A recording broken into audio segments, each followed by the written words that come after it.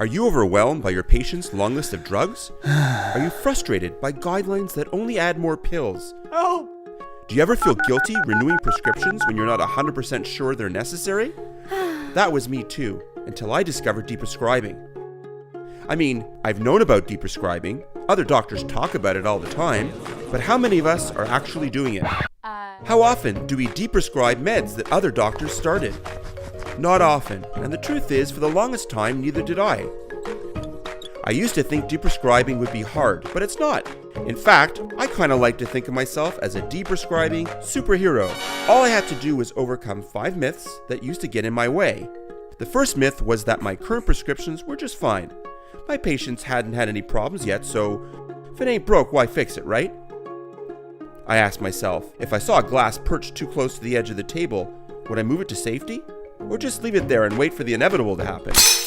The truth is, when we prescribe or deprescribe, we can't be certain if there will be benefits, side effects, or more serious harms.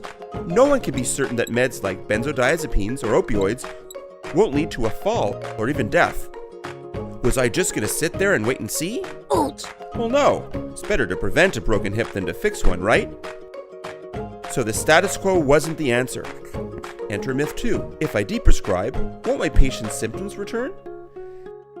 That one has an element of truth. That is, if I assume the medication I'm deprescribing is actually providing benefit. That's why I often substitute with a safer evidence-based drug or non-drug alternative. Speaking of safety, myth 3 told me there was no evidence that deprescribing can be done safely. False. There's evidence from many randomized trials showing just that. We actually have evidence-based deprescribing algorithms for a range of medication classes. And deprescribing certainly makes a lot more sense than continuing a medication without evidence-based benefit when safer alternatives exist.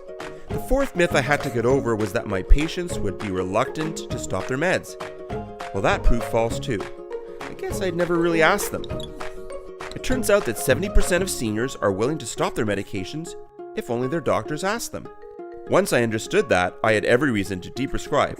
The only myth left was that I didn't have enough time for deprescribing. Well, randomized trials have shown that deprescribing can be done simply. A single visit providing an individualized written tapering protocol is just as effective as more time-intensive interventions.